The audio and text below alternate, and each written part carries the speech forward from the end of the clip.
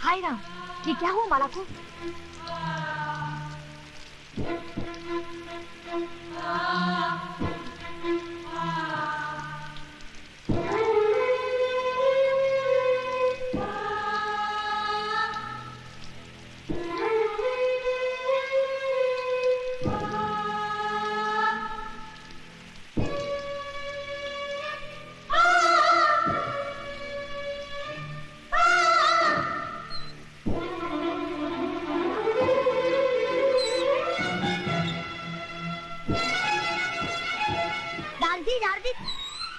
दारजी, देखो माला दीदी को क्या हो गया?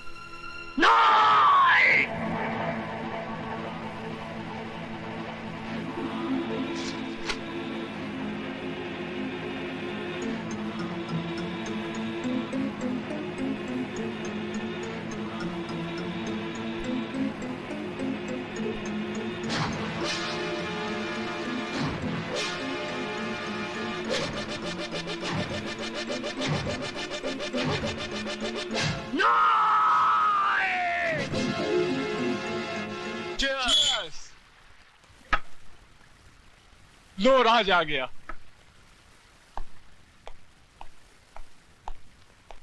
राज, आज बहुत देर कर दी, कहाँ रह गया था? हिसाब बराबर करने में जरा वक्त लग गया। हिसाब? कैसा हिसाब? तुम शायद भूल गए, प्रकाश की शादी में एक लड़की ने मेरे मुंह पर तमाचा मारा था। हाँ तो? आज मैंने उसके मुंह पर ऐसा तमाचा मारा है कि अब वो जिंदगी भर सर उठाकर जी नहीं सकेगी।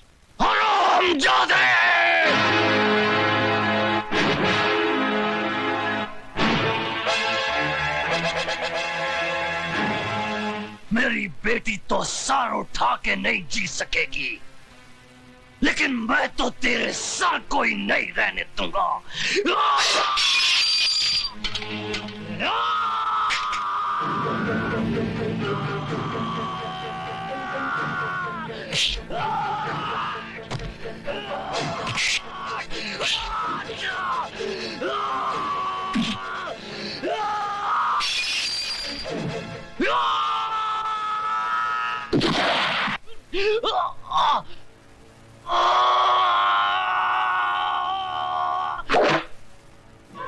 बाबा, बाबा, बाबा ठीक तो है ना बाबा? Arrest him. विनोद, छोड़ दे मुझे, मैं इस हरामजादे को जिंदा नहीं छोड़ूंगा। इसने हमारी माला की इसको इसके किए की सजा मिलेगी बाबा, इसको इसके किए की सजा मिलेगी।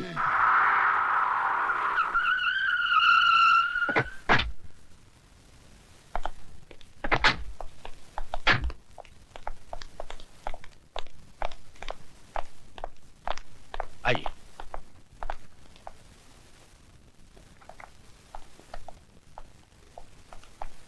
मैं हूं एडवोकेट वाघमारे और आप हैं राय बहादुर दीवानचंद। बैठिए। और ये है इनके बेटे राज का बेल ऑर्डर।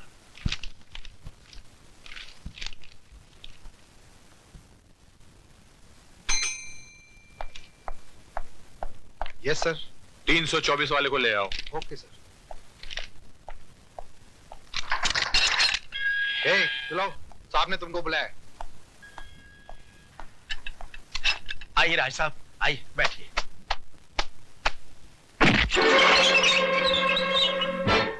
जब तक बाप खड़ा हो बेटे को नहीं बैठना चाहिए। लेकिन इनके बाप तो ये हैं और ये बैठे हुए हैं। बाप थे जब ये सिर्फ बेटा था, अब ये मुजरिम है।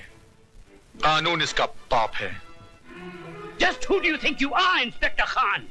I don't think I know who I am. मैं भारत सरकार का सिपाही हूं, जिसे हक दिया गया है कि जो कानून की लकीर पर पांव रखे उसके पांव काट कर फेंक दो। इंस्पेक्टर खान, तुम्हें यह वर्दी सिर्फ इसलिए मिली है कि तुम मुजरिम को गिरफ्तार करो, इसलिए नहीं कि तुम उसे सजा भी दो। और आपको यह काला कोट इसलिए दिया गया है कि आप सच्चाई को अदालत के सामने पेश करें, इसलिए नहीं कि अपने मौकिल की भड़वागिरी करें। अरे जिस रुमाल से आप अपना मुंह साफ करते हैं, उसी रुमाल से आप अपने मौकिल की गंदगी साफ करते हैं। वाह, आपकी तो तारीफ करनी पड़ेगी इंस्पेक्टर खान। एक पब्लिक सर्वेंट होके पब्लिक के साथ कैसा सलूक कर रहे हैं? थोड़ी तारीफ अपने बेटे की नहीं करेंगे, जिसने एक मासूम लड़की की इज्जत छोटे छोटे बच्चों के सामने नीलाम कर दी? तुम मिडिल क्लास के हो ना, तुम्हें क्या मालूम कि अय्याशी क्या होती है, दौलत का नशा क्या होता है। वो सारा नशा 7 साल की सजा सुनते ही उड़ जाएगा। वो मैं अदालत में देख लूंगा। चलो बेटे, let's get the hell out of here.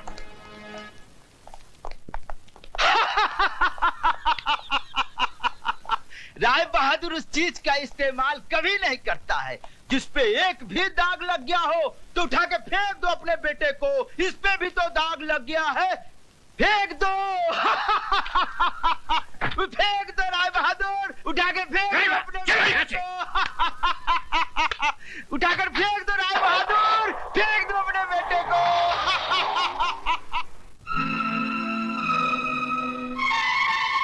Rai Bahadur उस चीज का इस्तेमाल कभी नहीं करता है जिस पे एक भी दाग लग गया हो तो उठा के फेंक दो अपने बेटे को। इस पे भी तो दाग लग गया है। अरे जिस रुमाल से आप अपना मुंह साफ करते हैं, उसी रुमाल से आप अपने मौकिल की गंदगी साफ करते हैं।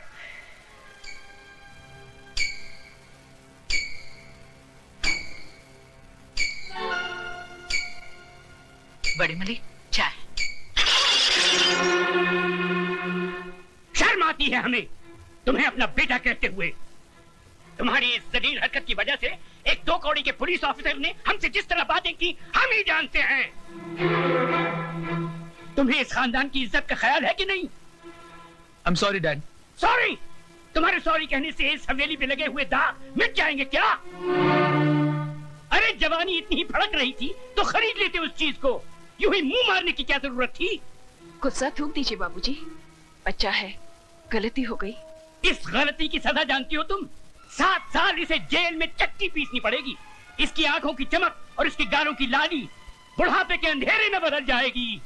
ऐसा कुछ भी नहीं होगा बाबूजी, अगर आप थोड़े ठंडे दिमाग से काम लेंगे तो। मतलब? हैसियत ही क्या है उस लड़की की? कौन है वो? गरीब, बेबस, बेसहारा। ऐसे लोग गला फाड़ फाड़ कर अगर सच भी बोलें तो दुनिया उसे झूठ ही मानती है। पुलिस वाले सबसे ज्यादा बात उसकी मानते हैं जिसके पास दौलत है। मगर ये काम आसान नहीं है बहू। FIR दर्ज हो चुकी है और दर्ज करने वाला पुलिस ऑफिसर कोई आम आदमी नहीं है। वो एक जिद्दी इंसान है जिसे ईमानदारी की बीमारी है। वो मर जाएगा मगर टूटेगा नहीं। तो फिर चोट वहां कीजिए बाबूजी जहां दीवार कमजोर हो। ज्ञानी करतार सिंह एक मामूली गैराज का मालिक है। उसकी जिंदगी गुजरी है टूटी फूटी कारों के बीच में। चमकती कार में सवार होकर जाइए और उसके कालिख लगे हाथों पर चंद चांदी के सिक्के रख दीजिए। 2 मिनट में उसकी आंखें चुंधिया जाएंगी। चलो तो फिर ये भी आजमा के देख लेते। ज्ञानी जी, इंसान गलतियों का पुतला है। गलती ना करे तो वो भगवान बन जाए। एक गलती मेरे बेटे से हुई है और वो भी जवानी के जोश में। जवानी के जोश में हुई हो या दौलत के नशे में, गलती तो गलती होती है और हर गलती की एक सजा है जो इस मुल्क का कानून अदालत में सुनाता है। 2 खानदानों की बातें अदालत तक जाएं, हमारी और आपकी पगड़ी बाजार में उछाली जाए। हमारी पगड़ी तो आपके बेटे ने उछाल दी, अब आपकी पगड़ी की बारी है।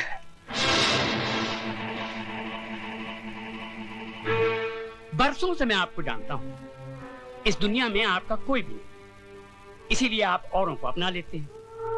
ये लड़की भी आपकी नहीं, अनाथ है। धर्म, जात, खानदान किसी का भी तो कोई पता नहीं। मैं चाहता हूं कि अदालत और कानून के दांव-पेच में न उलझकर हम कोई सीधा सा रास्ता अपना ले तो। जो रास्ता सोच के आए हो राय बहादुर, वो भी बोल दो।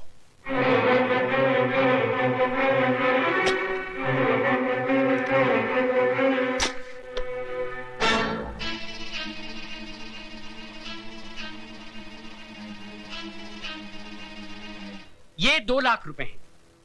उस लड़की ने इतनी बड़ी रकम देखना तो दूर, सोचा भी नहीं होगा। ये आप उसे दे दीजिए, वो इस शहर से कहीं दूर जाकर एक नई जिंदगी शुरू कर सकती है।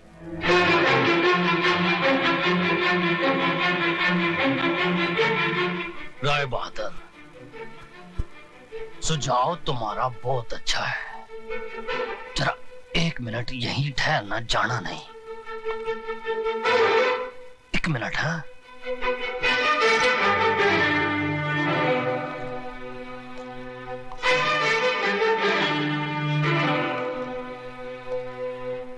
आपने मेरी बेटी की इज्जत की कीमत बहुत कम लगाई है, लेकिन मैं ऐसा नहीं करूंगा। ये 2 लाख नहीं, 4 लाख रुपए हैं। अपने कार की बहू को रात को मेरे साथ सुला दो। ये मौका। केदार सिंह, यकीन मानिए, मैं मुकदमा भी वापस ले लूंगा। बाकी की जिंदगी आपकी बहू इस शहर से कहीं दूर जाके बिता सकती है, बड़ी खुश हो जाएगी। तुम उस मामूली लड़की का मुकाबला मेरी बहू से कर। और चुप है, वरना इस कार से तू नहीं, तेरी लाश जाएगी।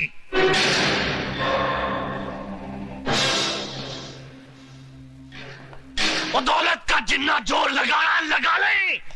जेल की चक्की ना पिसवा दी ना तेरे बेटे को, तो मेरा नाम सरदार करतार सिंह नहीं। फट्टे चक देगा तुहाडे सबदे।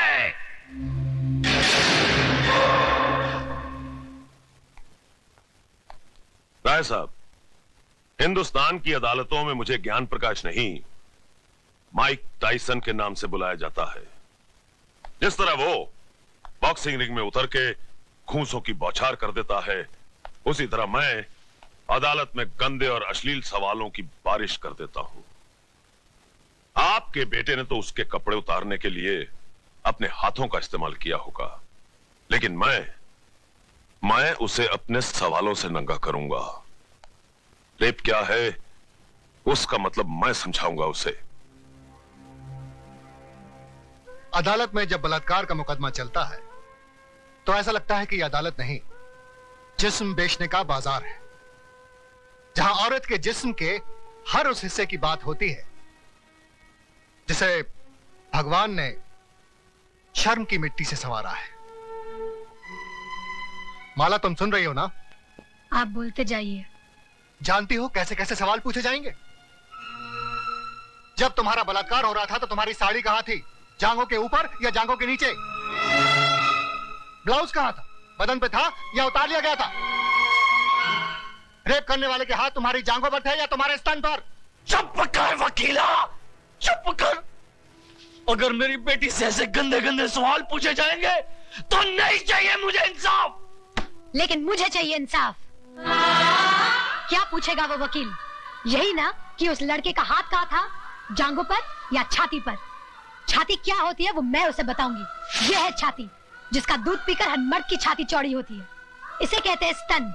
अगर अपनी माँ का दूध पीते वक्त ठीक से न देख सका तो मैं उसे दिखाती हूँ। मैं औरत हूँ और मुझे फक्र है कि मैं वो काम कर सकती हूँ जो दुनिया का कोई भी मर्द नहीं कर सकता। अपने जिस्म में एक नए इंसान को जन्म दे सकती हूँ। अपनी छाती का दूध पिलाकर उसे बड़ा कर सकती हूँ, जो आगे चलकर राम या रहीम बनेगा। शाबाश माला, शाबाश। अगर हिंदुस्तान की हर औरत तुम्हारी तरह बेखौफ हो जाए तो इस समाज में औरत को वही दर्जा मिलेगा जो उसे मिलना चाहिए। शाबाश।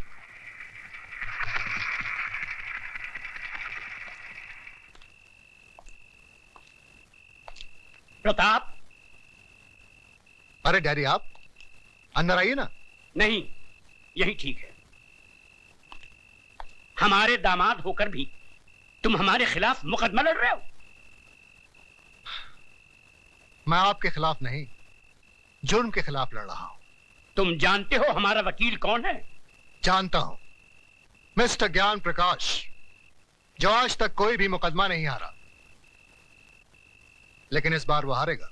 क्या सुधा को मालूम है कि तुम हमारे खिलाफ? डैडी, मुझे सिर्फ मालूम ही नहीं है, बल्कि मैंने खुद इनसे कहा था कि माला का मुकदमा ये लड़े। सुधा, तुमने? डैडी, राज के जुर्म को छुपाइए मत, वरना एक दिन। मैं तुम्हारा भाषण सुनने नहीं आया हूं यहाँ। तो फिर आप जा सकते हैं।